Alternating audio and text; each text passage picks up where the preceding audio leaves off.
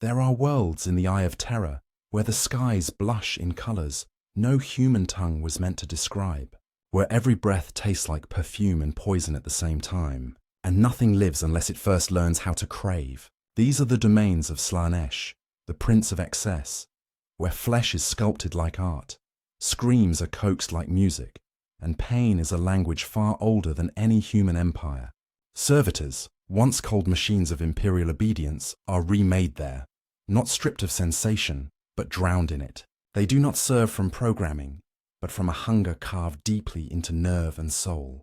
To witness their existence is to understand how chaos twists purpose into obsession, and how desire can devour identity until only ecstasy and agony remain. A reminder whispered softly, if you want more grimdark lore brought to life with this kind of depth, like, share, and subscribe, so the machine spirit of the algorithm keeps our Vox signals alive. The first thing I remember was the taste of copper on my tongue and the sound of something wet dripping onto stone, not the steady rhythm of water, not the familiar pulse of a Medici drip. This was thicker, heavier, like blood collecting in a shallow pool. I tried to lift my head, but pain sprayed down my neck like hot needles. Chains rattled. My arms would not move. My legs would not move. My heartbeat thundered so loudly in my skull that for a moment I could not hear anything else at all. Then a voice whispered, soft and sweet enough to rock my spine. You are awake. Wonderful. Light exploded across my eyes. Pink, violet, gold. Colours I had seen before, yet somehow impossibly vivid, like someone had dipped reality in glowing poison. The ceiling above me was a cathedral of stained panes, each one shifting with images too obscene to be art, yet too beautiful to be dismissed as madness. The figures carved in the glass moved, not slowly but lazily, swaying like dancers, flesh and blade intertwining in a rhythm that had nothing to do with mercy. I tried to speak. A ragged noise escaped instead. My lips felt numb, like something had been injected beneath them. I tasted chemicals mixed with metal, perfume tangled with chloroform. My throat was raw. My body was wrong. Everything felt too heavy and too light at the same time, like gravity was playing tricks on my bones. A shape leaned into view, blocking the dreadful stained sky. I tried to focus, but the silhouette shimmered, as though the figure was made of silk and smoke. A mask stared down at me. Porcelain white, lips carved into an eternal smile, eyes filled with polished gemstones that shimmered like the hearts of dying stars. When the figure spoke again, the mask didn't move. The voice simply poured into the air like music. You don't remember the ship. Most do not, the voice purred. You were taken in the night, or perhaps given to us as tithe. It hardly matters. You belong to us now. Belong. The word hit harder than the chains. Memory flickered. A manufactorum on an imperial mining world. Alarms blaring. Workers shoved into lines by Skitarii escorts. I had signed a confession data slate. Something about disobedience, inefficiency, sabotage. It was a lie, but in the Imperium, truth and guilt were the same thing. When the Arbites dragged me away, I thought I would rot in a penal legion, or be dissected by a magos biologis. Anything would have been salvation compared to the thing that now leaned close enough for me to smell it. Sweetness, rot, metal oil mixed with perfume. The scent was intoxicating and nauseating all at once. I tried to recoil. The clamps dug deeper into my wrists. A laugh echoed through the chamber, high and bright like a glass goblet cracking. More shapes stepped out of the shadows. Figures draped in silks, armor that was half beautiful, half nightmare, decorated with hooks and living jewels that blinked like eyes pinned to collars. They moved with impossible grace, like predators dancing. One of them ran a needle-tipped gauntlet along my jawline. My skin quivered. The pain was sharp, but electrifying, like every nerve was newly awakened after a lifetime of sleep. I think he will do nicely, another voice murmured. The Imperium makes such wonderful raw material. All that repression, all that denial. A perfect canvas, material. They spoke of me as if I was a thing, a project, a slab of meat waiting to be painted. I forced sound into my throat, scraping words past whatever drugs still clung to my nerves. Where am I? The masked figure leaned so close the jewels in its eyes reflected my own terror back at me. You are on a world blessed by Slaanesh, the Lord of Excess, the Prince of Pleasure, the God who sees beauty in all things, especially suffering. My breath hitched. Slaanesh. I had heard the catechisms, the warnings, the sermons that painted the Dark Prince as a devourer of souls, a monster that whispered promises until the body and mind snapped like brittle bone. To be taken by Slaanesh was not death. It was worse. It was transformation. I am not here to die, the voice whispered, brushing gloved fingers across my forehead. I am here to be remade. In the corner of the chamber, something moved. Not a person. A machine. But no Imperial servitor ever looked like that. It crawled on 4 curved limbs like a metal arachnid, gleaming with pink-tinted chrome. Its torso was a stretched ribcage of wires and flesh. A head dangled from it. Human once, now reshaped. Lips sewn into a permanent smile. Tubes dripped fluids into its skull. Its eyes were huge and glassy, pupils dilated into star-shaped voids. It hummed, a music box melody bubbling from a speaker embedded in its chest. The masked figure gestured toward it proudly. We call them singers. They soothe the fresh ones. The notes ease the pain.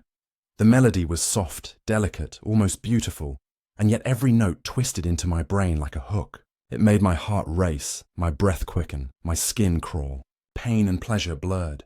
My body couldn't decide how to react. A rush of heat surged through me. Terror merged with something worse. Curiosity. No. No, don't! A needle slid into my arm. Cold fire poured through my veins. My eyes rolled back. My body trembled, as if every organ was waking up and screaming at once. I heard them speaking, but the words melted together like wax in a flame. He will feel everything. Yes, every cut, every stitch, every modification. Good. The Lord deserves nothing less. Someone fastened a metal halo around my skull, barbed prongs pressing lightly into bone. My vision flickered into darkness and then returned in bursts of violet static. A second machine hissed to life, scalpels unfolding like flower petals. The masked figure lowered its head, almost tenderly. You should be honored.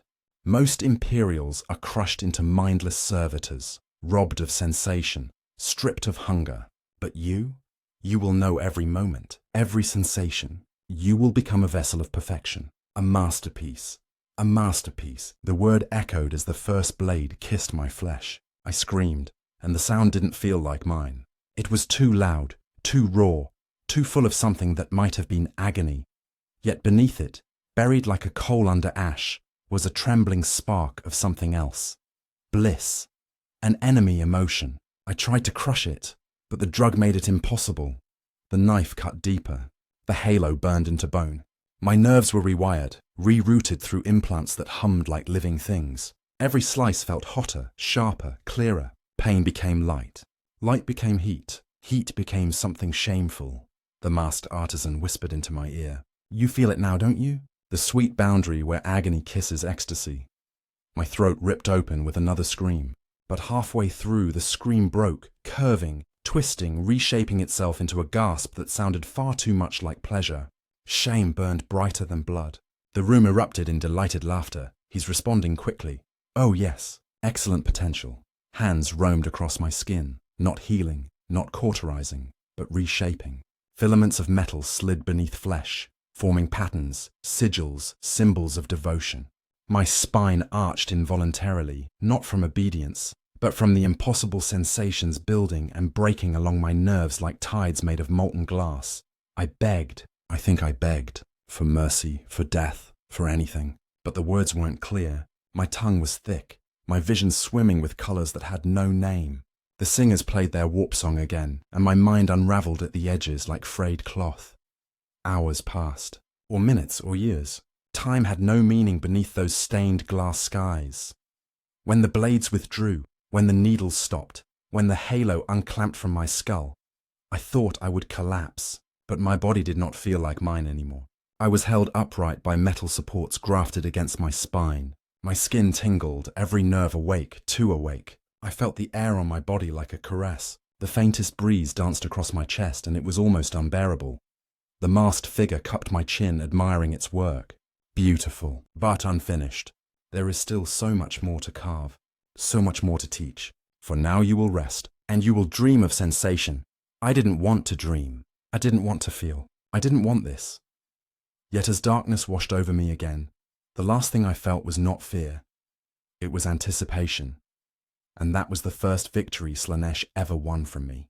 When consciousness returned, it did not come gently. It slammed into me like a hammer striking bone. My eyes snapped open to a world drenched in colour, sound and raw sensation. I lay on a stone floor, cool to the touch.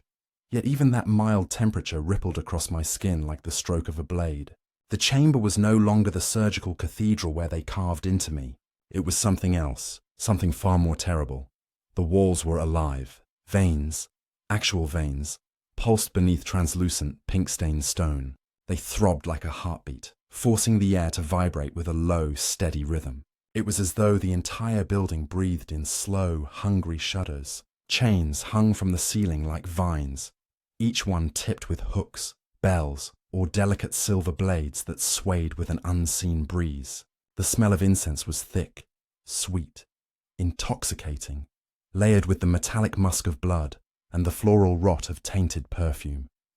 I pushed myself upright. My body did not feel like it should. There were metal lattices beneath my skin, implants humming softly, reshaping the rhythm of my pulse. Each heartbeat felt cleaner, sharper, wrong. When I moved, every muscle responded too quickly, too gracefully. I was stronger, faster, altered. My hands trembled, not from weakness, but from overstimulation. The air brushing my fingers felt like silk. The stone beneath my feet felt like velvet. The world was made of sensation now, and there was no shield between it and my nerves. Footsteps echoed down the corridor. Not heavy, not clumsy, elegant, like dancers crossing a stage. I pressed my back against the wall, breathing too fast, every rib trembling as though constructed from glass. The first figure turned the corner, and I froze. It was not masked. Its face was bare, too beautiful to be human, too perfect to belong to flesh. Skin smooth as polished marble, lips curled in a serene smile, eyes gleaming with hungry amusement. A creature of Slaanesh, perhaps once human, now impossibly refined. Behind it walked others, clothed in silks and armour shaped to flatter rather than protect. Their weapons were works of art, curved blades inlaid with gemstones, whips of thorned metal, pistols carved with laughing faces. They moved like predators expecting their prey to admire them. One of them approached me, and I knew that running would be pointless. These creatures were faster than any natural being. I held my ground, though my knees threatened to buckle beneath the weight of fear. "You woke quickly," the creature said. Voice like music played too close to madness. "Good. The Lord favors those who refuse to sleep through their own becoming." My becoming? My voice cracked, the words dry and weak. A hand reached out, brushing my cheek. The touch was feather light, and still my entire nervous system flared like a hive of stinging insects. I gasped and staggered back, only to realize there was nowhere to go. They smiled wider. "You are sensitive. Excellent. Sensitivity is the first gift he gives." "I don't want this," I whispered. The creature tilted its head, genuinely puzzled. "Want? You think want matters here? Want is a lie invented by the Imperium. Here, desire is truth." The chamber door behind them opened, and they guided me forward, not by force, but by the gentle pressure of a hand on my back. And in that moment, I learned something awful. Here, they did not need chains. They had sensation itself as a leash. The doorway led into an open courtyard, and my breath stopped. I had expected torment, death, darkness. Instead, I stepped into beauty. Fields of shimmering flowers stretched across rolling hills, petals glowing in colours that seemed impossible. Ultraviolet hues that my eyes somehow now recognized, bioluminescent blossoms that pulsed like living lanterns. Trees with silver bark grew in elegant curves, their branches heavy with fruit that dripped nectar onto the grass like tears of crystal. It was paradise, until I saw the people, dozens of them, hundreds, men, women, children, all in states of undress or draped in sheer silk. Some danced, some knelt in prayer, some lay on the ground, shuddering as though locked in dreams too intense to wake from. Their skin was pierced with jewels, their eyes glazed with worship or madness, or both. One woman laughed as if in ecstasy, while a thorned vine wrapped itself around her limbs, drawing blood with every slow caress. Another knelt in front of a figure clad in armor, begging for another taste. The figure granted it with a whisper and a touch that sent the kneeling woman collapsing in trembling bliss. The creature guiding me gestured outward with a proud sweep of its arm. Beautiful, is it not? This is the garden of waking pain. Here the faithful shed the last chains of the corpse god's lies. Corpse god. They meant the emperor. What happens to them? I asked, voice shaking. They live, the creature said. They feel. They become. I turned my gaze toward a man staggering across the grass, his skin covered in intricate scars that formed symbols I could not comprehend. His arms trembled. His lips were cracked. Every step he took seemed to send waves of sensation through his altered nerves. He tried to bite into a piece of fruit, but the moment his teeth pierced the skin, he moaned and dropped it, collapsing to his knees as pleasure overwhelmed him. Why? I asked. Why do this? Why remake us? The creature laughed softly. You mortals enslave yourselves with restraint. You fear pain. You fear joy. You build walls inside your minds and call it sanity. Our God tears the walls down, and in their ruins, pleasure and torment become the same divine gift. It gestured for me to walk. I followed, my bare feet sinking into grass so soft it might as well have been woven from hair. Every blade of it brushed my skin with intoxicating delicacy. My breath came shorter. Every sensation overwhelmed me, made my body feel like it was on the edge of something vast and terrifying. We passed a group of newly transformed initiates. Their eyes were wide, frightened, confused, mirroring my own. Attendants fed them drops of shimmering liquid that clung to their tongues like molten silver. Some cried, some laughed, some stared in quiet horror, understanding already that they could no longer trust their own bodies. We walked toward a stone archway carved with symbols of grace and agony intertwined. Beyond it lay a hall filled with cushions, instruments, incense braziers. Music drifted from within. Not ugly, not discordant, but achingly beautiful, the kind of beauty that unsettles the soul because it touches emotions too deep to name. A servant, perhaps once human, greeted us. Its lips were sewn into a smile, yet it moved with gentle precision, offering me a goblet of shimmering liquid. The creature at my side watched with eager eyes. Drink, it said. The first taste will teach you what you are now.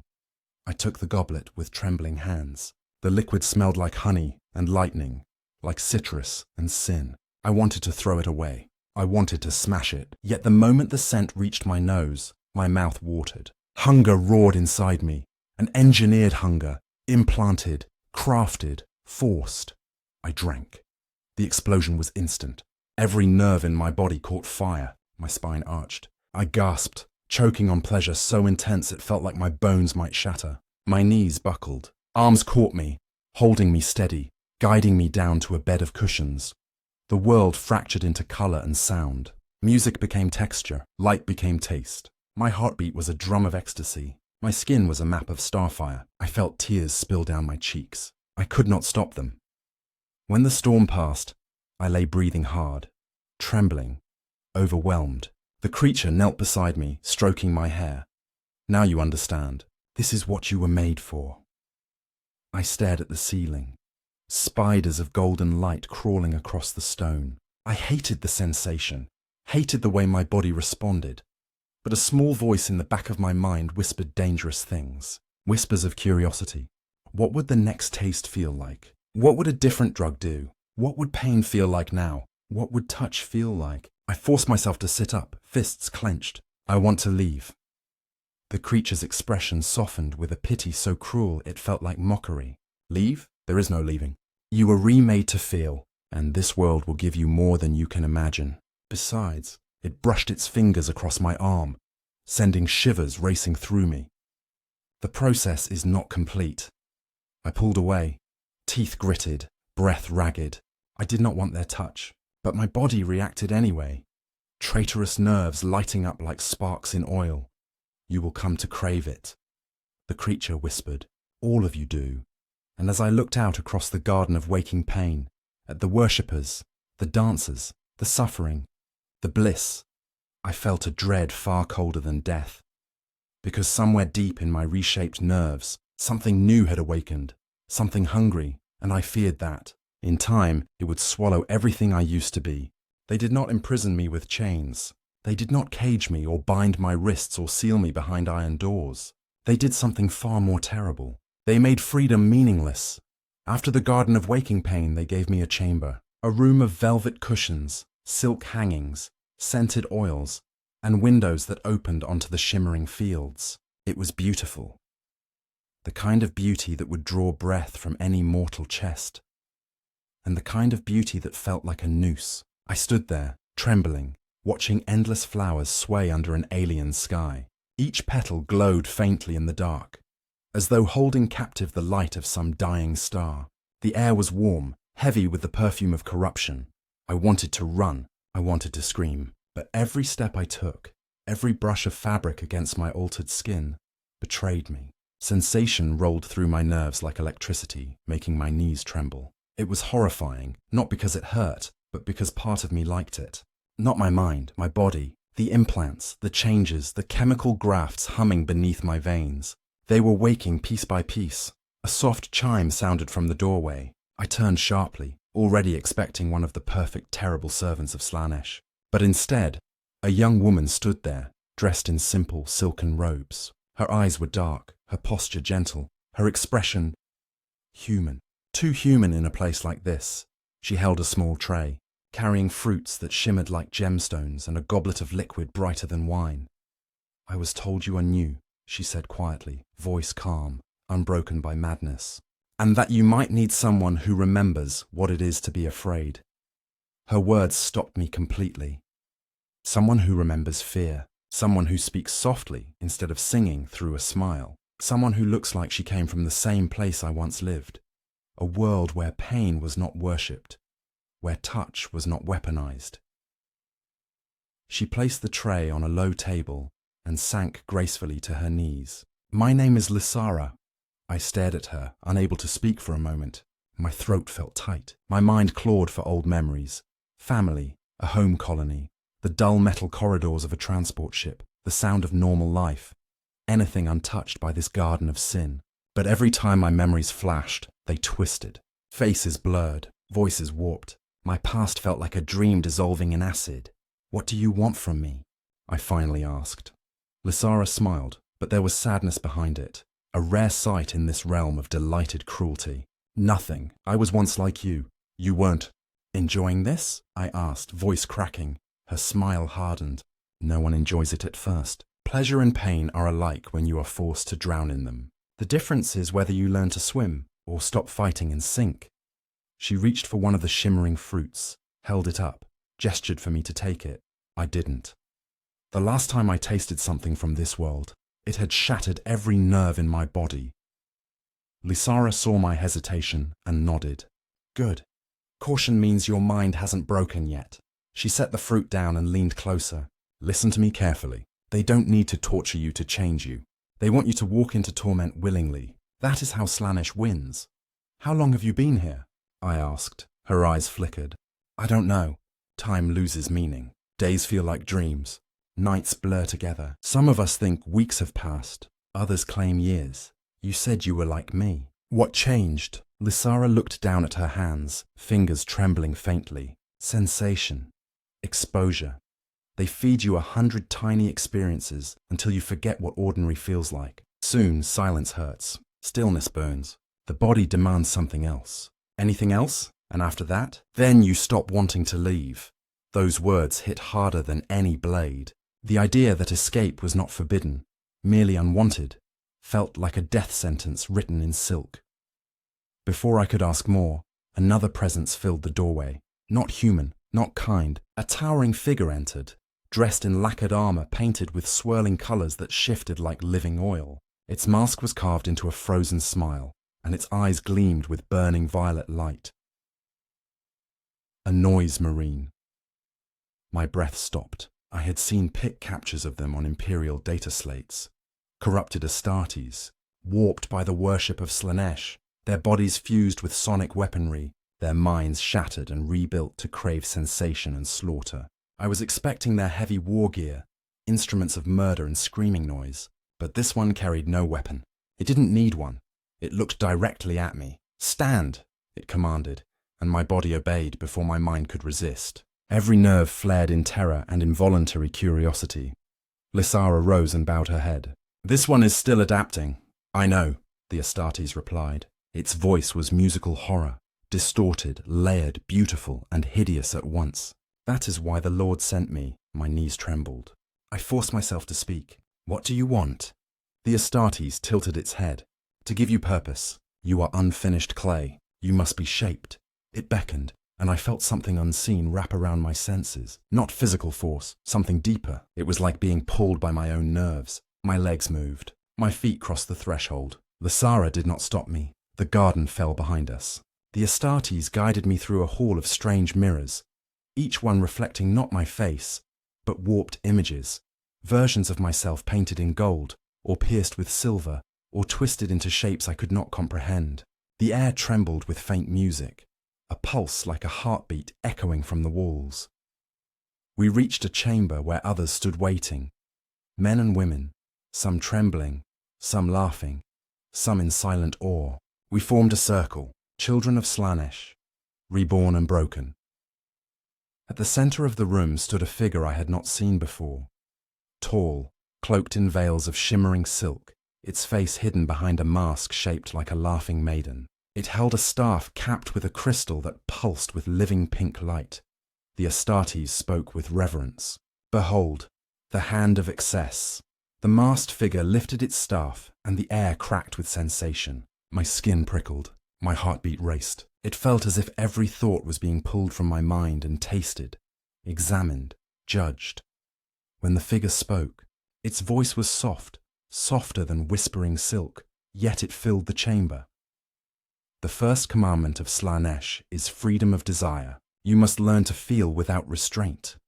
A woman in the circle sighed, her face melting into bliss. A man fell to his knees, sobbing uncontrollably. Others gasped or shuddered or whispered prayers to the Dark Prince. I clenched my fists, refusing to move, refusing to surrender. The hand turned toward me as though sensing that resistance. "You fight. Good. True freedom is born from resistance. But resistance will not save you. Only surrender will." It touched my forehead with the staff, and the crystal flared. My mind exploded, not with pain, not with pleasure, with pure sensation. Voices flooded my skull, whispers of temptation, promises of ecstasy, sounds like angelic choirs singing curses. My vision fractured into thousands of colors that danced like serpents. The chamber spun. I dropped to my knees, gasping, every muscle locking in tense convulsions. The room fell away and I saw bodies dancing under a sky of screaming stars, oceans of liquid silk, wings of living glass, laughter echoing from endless corridors. Pain sharpened into pleasure, then back again, cycling faster and faster until the difference vanished. My nerves were pulled taut, vibrating like strings of a harp. When it stopped, I collapsed, sweat pouring down my skin. The hand leaned close. Its masked face hovered inches from mine. Every mortal has a threshold. Once crossed, they awaken. "I won't," I choked. "You will," it whispered. "All of you do." One by one, the others in the circle were touched with the staff. Some collapsed in bliss. Some screamed. Some tore at their own clothing, desperate for more sensation. Each reaction fed something in the air. A growing hunger, a rising pressure. When they were finished, attendants entered the chamber. Silent, graceful, carrying blades, brushes, chains, and strange gleaming instruments.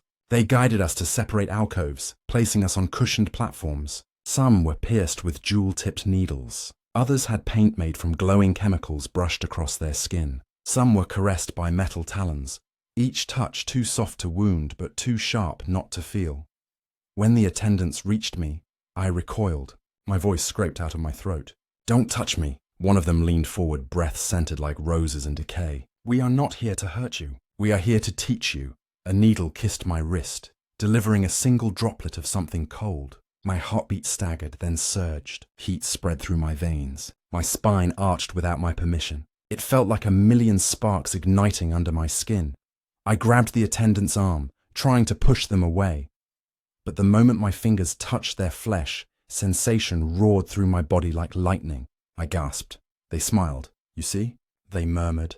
Even resistance becomes pleasure. No, I whispered. But my voice was shaking, uncertain, afraid, not of pain, but of wanting more. Hours passed, or minutes, or years. I could no longer trust time, only the storm of feeling.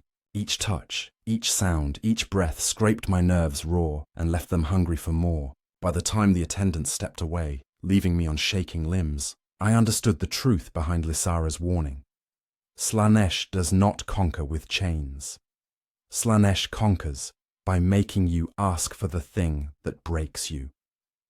When they finally unlocked the chamber doors, the others rushed out laughing, crying, begging for another taste. I stumbled into the corridor, ears ringing, skin alive, and somewhere deep inside me, a new voice whispered, just one more touch, one more sensation.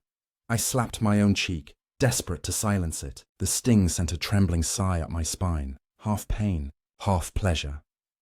And my heart broke at the truth. The transformation had begun, not of flesh, but of desire, and desire is the sharpest blade. Slaanesh ever forged. There comes a moment on a Slaaneshi world when the body stops being yours. It becomes an instrument, a vessel, a doorway for something far older and far hungrier than any mortal soul. I did not notice the exact instant it happened. It wasn't dramatic. There was no shattering of bones, no scream torn from my throat, no ritual branding my skin with the Dark Prince's mark. It arrived silently, like a hand sliding into mine, like a whisper curling behind my ear, like a memory I had never lived but could suddenly recall. It began the next morning. If morning even existed. I woke on a bed of velvet, my body sprawled among cushions that breathed like living creatures. The soft fabric moved beneath me, subtle pulses rising and falling, cradling every curve and limb. I told myself it was my imagination, nothing more. But when I shifted, the cushions pressed back, as if reluctant to release me. My first instinct was disgust. The second was panic. The third, far quieter, was a spark of enjoyment. That was when I realized the truth. The sensations weren't merely external. They came from inside me. The implants, the alchemical grafts, the changes to my nerves, they had not stopped. They were growing stronger, rewriting me in silence. Every touch was louder, every breath felt deeper. My own heartbeat sounded like a drum in my chest. When I sat up, a warm breeze drifted through the doorway, carrying a faint chorus of distant voices. Some sang, some moaned, some laughed. All of them sounded lost and ecstatic. Lysara appeared again, slipping into the room like a shadow. Her hair was braided with strands of pale gold, her skin glowing under the strange light of this world. She carried a simple robe and placed it beside me. You survived the first commandment, she said softly. Most do, some don't. I swallowed hard. What happens to those who don't? She hesitated, searching for gentle words that didn't exist. If your mind shatters too quickly, the attendants take what remains. Some are reshaped, some are harvested, some are gifts. I didn't ask for details. I didn't want to know which form of doom was kinder. She guided me into the robe, and the fabric slid across my skin with a softness that felt sinfully perfect. Every movement was too vivid, like the world was pressing fingerprints against my nerves. Where are we going? I asked. The Hall of Still Pleasures, she answered. The name alone was wrong. Pleasure here was never still. We walked through gardens blooming with impossible flora. Some petals were translucent, as if made of skin stretched thin. Some flowers breathed, opening and closing like mouths. The ground beneath my feet was warm, spongy, pulsing faintly. I wondered if there was soil beneath it, or something alive, waiting. We reached a towering archway carved from bone and mother of pearl. The air tasted sweet, like honey laced with venom. Inside, hundreds of people knelt in silence. Unlike the riotous joy of the gardens, this place was calm, eerily so. Silver chains hung from the ceiling, swaying gently as if stirred by invisible hands. Lysara touched my shoulder. This is where you learn control. Control. The most fragile lie in the galaxy. A masked attendant approached, movements delicate and fluid. Instead of instruments of torment, they carried a bowl filled with shimmering dust that glowed violet under the chamber's light. Sit, they instructed. I obeyed. unsure whether fear or curiosity guided my legs.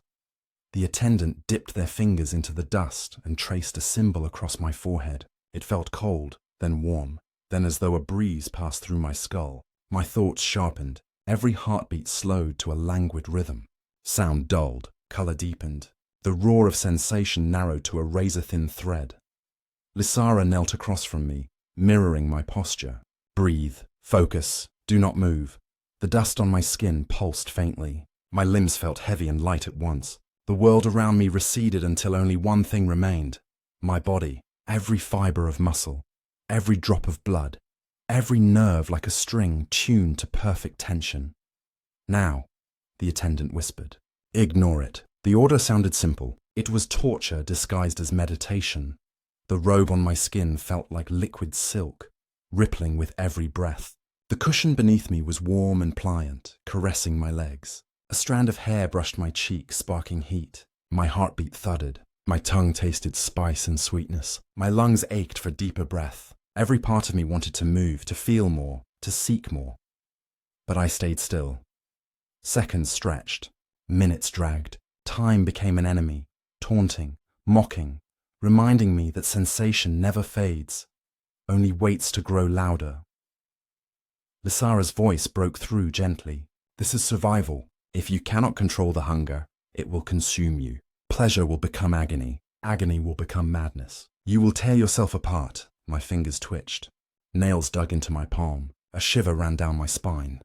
No, I hissed through clenched teeth. Good, she breathed. Hold it. The attendants circled us silently, watching, evaluating. Some of the others collapsed, writhing on the floor, whimpering or laughing or screaming. I didn't know whether they were failing or succeeding, and I wasn't sure which outcome was worse. Hours passed, or seconds, or years. Eventually my muscles trembled and my vision blurred. My body begged for relief, for movement, for sensation. My thoughts cracked like dry glass. That was when the masked attendant spoke a single word. Rise. The command was a mercy I didn't expect. I stood, knees shaking, breath ragged. Lysara rose with me, her face pale, her eyes shining with exhausted pride. You did well, she whispered. For now, the attendant corrected. Control is the only shield a mortal has in Slaanesh's realm. Lose it, and you will drown. They guided us to another chamber, where water pooled in a dark basin. Steam drifted from its surface, filling the air with a strange metallic sweetness. I cupped my hands and drank. It tasted of cold metal and warm honey. Relief washed through me, soothing the raw edges of my nerves. But something else came with it. A pulse, a quiet command, a whisper that slid beneath my thoughts. Want, not spoken aloud. Inside me, I slammed my eyes shut. No, a quiet laugh echoed behind me. Not cruel, amused. I turned and saw the hand of excess standing in the doorway, watching. You believe defiance is armor, the masked figure said softly.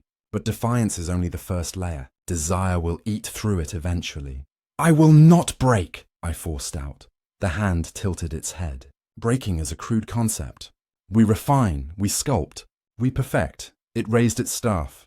The crystal glowed once, gentle as candlelight, and suddenly every part of me, from my fingertips to my spine, felt warm, not burning, warm, comforting, like sunlight sliding across bare skin, like a lover's breath at my throat. My knees buckled. The hand caught my chin with a gloved hand, lifting my face toward its mask. This is not pain. This is not madness. This is the simplest truth of flesh. It wants. I whispered. But the lie tasted bitter. You will learn, the hand murmured, releasing me. You will either master your hunger or become a slave to it. Both serve Slaanesh. The attendants led the others away. Lysara lingered, eyes searching mine. You felt it, she said quietly. Yes. You want more. I don't. You do.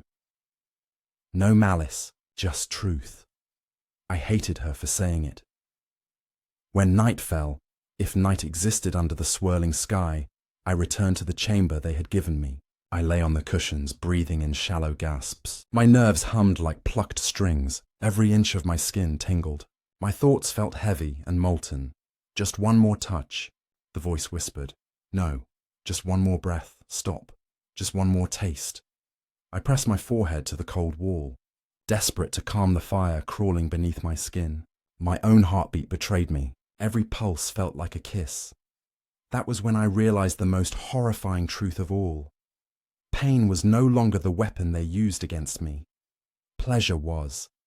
I curled onto the floor, shaking, trying to remember who I had been before this place. A miner's son, a factory worker, a nameless soul in the Imperium's endless machine. I used to dream of adventure. I used to believe that pain was something to avoid, and pleasure was rare and harmless. Here, pleasure was a noose, and the rope was tightening. Sometime in the hours before dawn, or whatever passed for dawn in this cursed place, I heard footsteps, soft, bare, familiar. Lysara sat beside me, wrapping an arm around my shoulders. Breathe, she whispered. It will pass, will it? My voice cracked. Yes, and then it will return. And each time it will be stronger. That is the path. We endure until we stop needing to endure. What happens when we stop enduring? She didn't answer. She didn't need to, because the silence told me everything. It meant surrender. It meant transformation. It meant becoming something that no longer feared desire, because desire would be the only truth left. And in the dark, with her arm around me and my nerves still trembling, I understood how a mortal becomes a servant of Slaanesh, not through torture, not through madness, through slow erosion of identity, until the only person left is the one, the dark, prints carved from your soul. Chapter 4 ended softly, like a knife sinking without a sound, and somewhere deep inside another blade waited. There is a point on a Slaaneshi world when desire stops whispering and begins to sing. It is not a gentle melody, not a lullaby meant to soothe. The song is sharp, hungry, woven from breath and heartbeat, and the shiver of nerves stretched too thin. I heard it on the 7th night, though time had begun to lose shape, and I could no longer tell whether the sound came from outside or from the hollows of my own skull. I remember waking suddenly, as if someone had spoken my name in the dark. The cushions beneath me quivered, responding to my movement like an animal sensing its master. The air hummed faintly with distant echoes, laughter, chanting, gasps tangled with music I had never heard before. Silver light filtered through the chamber walls, painting pale ribbons across my skin. My body felt different, not just changed, aware. Every muscle waited for command, every breath carried warmth. The hunger had shifted. It no longer raged like a storm. It flowed, steady, patient, almost beautiful. I stood. For the first time since arriving in this place, I did not feel the room closing in on me. I moved with a strange grace that did not belong to the person I once was. My limbs followed thought without hesitation. The robe that brushed my skin sent sparks through my nerves. But instead of overwhelming me, the sensation sharpened my focus. Pleasure had become a language, one I could finally read. The door slid open on silent hinges, though I had not touched it. Lysara stood beyond the threshold, her hair loose around her shoulders, her eyes shining with something I could not name. Pride, envy, hope, or simply recognition. "You're ready," she said. "For what?" "The choir of the broken veil." The name meant nothing, yet my heart leapt, eager and afraid. I followed her down corridors lined with breathing stone. Soft light stretched overhead in ribbons of violet and gold. Every surface shimmered faintly, as if pulsing with the rhythm of unseen hearts. We entered a vast chamber where hundreds, maybe thousands had gathered. Servants, attendants, aspirants like me, all silent, all kneeling. In the center of the hall, a massive pool of liquid metal rippled without a single ripple touching the edge. The surface reflected not the room, but something deeper. Stars twisting into impossible shapes, faces blooming like flowers, hands reaching, mouths singing without sound. The hand of excess appeared at the pool's edge, radiating authority with every elegant step. The room bowed, even Lysara bowed. I followed, though my body trembled. The hand's voice rang out like a note plucked from the strings of the world. Tonight the choir awakens. The rippling mirror shuddered. A wave of warmth swept across the hall. In a single breath, every person rose, though no command was spoken. It was instinct, a call heard not by ears but nerves. The hand of excess turned its masked face toward me. "You have walked the path of hunger," it said. "You have tasted restraint, and you have tasted surrender. Now comes the final test. You will not be forced. You will choose."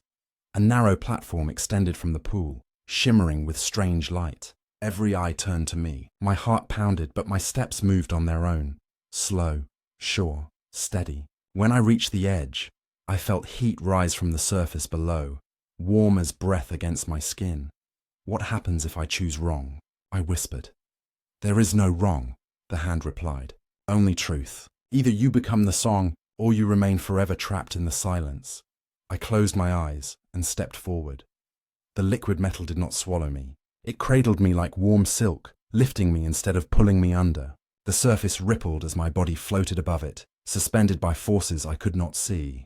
The warmth seeped into my skin, into my blood, into every screaming nerve. Then the song began. 1,000 voices, no, 1,000,000, rose from the depths. Voices of mortals and demons, of lost souls and risen ones, of those who had surrendered and those who had transcended. The sound vibrated through my bones, threading itself through my thoughts, stitching pleasure and terror into a single impossible harmony. The melody was not words. It was sensation. My back arched, every nerve sparked. Heat rolled through me, not burning but igniting. My mind stretched, pulled thin, merging with something vaster. I felt Lysara's breath from across the chamber. I felt the beat of every heart. I felt the hand watching, pleased. For a moment, identity dissolved. I was not a person. I was sound. I was sensation. I was hunger and fulfillment, woven into a single pulse. And then, just as the ecstasy threatened to swallow my soul whole, I dug my nails into my palms and forced a single thought to the surface. My name, 3 syllables, mine. The liquid metal shuddered. The song bent. The voices dimmed, surprised. I did not speak aloud, but the thought rang through the chamber like a blade striking stone. I am still myself. The pool shivered violently, reacting to my rebellion. Heat flared. The voices rose to a shriek, urging me to surrender, to dissolve, to let go of the last shard of identity that chained me to mortality. But I held on. And slowly, impossibly, the shriek softened into harmony. The song did not vanish. It bent. It made room. It allowed my name to exist inside it without being devoured. When the liquid metal lowered me gently to the platform, my body trembled with exhaustion. My nerves still buzzed. Sweat glittered on my skin. Lysara ran forward, catching me before my knees buckled. "You did it," she whispered. I shook my head, breath ragged. "I didn't surrender." "No," she said, voice trembling with awe. "You joined." The hand of excess approached, the crystal atop its staff glowing like a star trapped in glass. "You stand at the threshold," it said. "You have proven that the song does not own you. You own your place within it." It extended a gloved hand. Kneeling, I bowed my head, and for a strange, dizzy moment, I felt pride. Real pride, not forced, not carved into me through torment or pleasure, but born from choice. The hand placed 2 fingers against my temple. A warmth blossomed there. Not painful, not invasive, but claiming. Not ownership, recognition. "You are no longer a lost soul," the hand said. "You are a voice of the choir, a shepherd of hunger, a bearer of beauty and ruin, a mortal who refused to vanish." My chest tightened. The words should have felt like chains. Instead, they felt like wings. The hall erupted into music. Not applause, not cheering, but pure sound. Voices twined together, rising in spirals of bliss and agony, lifting me like a tide. For the first time since arriving on this world, I did not feel overwhelmed by it. I felt part of it. Lysara wrapped her arm around mine, steadying me. "You will never be the same," she whispered, "but you will never be silent again." Later, hours or lifetimes after, I stood on a balcony overlooking the gardens. The sky was a swirl of colour, impossible and shifting. The air hummed with distant singing. My body felt light, my thoughts sharp, my desires contained but not forgotten. Control and surrender. Hunger and restraint, pleasure and identity. I understood now. The Dark Prince does not simply destroy mortals, he transforms them. Some become slaves. Some become monsters. Some vanish completely, swallowed by sensation until nothing remains. But a rare few, those who refuse to let pleasure erase them, become something stranger, something stronger. Servants, yes, but not puppets. Voices in the endless choir, songs in the infinite storm. I looked down at my trembling hands, not broken, not reshaped, not cruelly mutilated like the servitors who roamed the lower halls. My flesh remained intact. My mind, though altered, was still mine. Yet I could feel the song inside me, waiting, calling. Lysara joined me at the balcony, her gaze fixed on the horizon. "Tomorrow you begin guiding others," she said softly, "teaching them to survive what you survived. And if they fail?" I asked. Her voice was gentle, but there was no hiding the truth. "Then they become instruments, tools, art." I had seen what that meant. The walls themselves whispered with voices of those who could not bear the weight of pleasure without identity. I took a slow breath, letting the night air fill my lungs. Even breathing felt beautiful now. Dangerous but beautiful. Am I damned? I asked. Lysara tilted her head. Damned? Saved? Those are Imperial words. Here, there is only truth. You are what you choose to be, and what you chose was to live. In the strange quiet that followed, I realized how long it had been since I felt fear. Not because I was safe. No one was ever safe in the realm of Slaanesh, but because fear no longer ruled me. Pleasure did not rule me either. Choice did. And choice is more terrifying than any demon. When the moonless sky shifted again and the gardens below began to whisper, I heard the song return, soft and distant, promising new ecstasies and new horrors. But it no longer dragged at my thoughts. It waited, for command, for invitation, for me. The hand of excess appeared on the balcony, silent as a shadow. It regarded me with that unreadable mask, and spoke 3 slow words. You are ready. And I finally understood the most horrifying, liberating truth of all. Serving Slaanesh is not about losing your soul. It is about knowing exactly what your soul craves and choosing it anyway. Because desire is the oldest god in all existence. And on this world, desire finally has a voice, mine.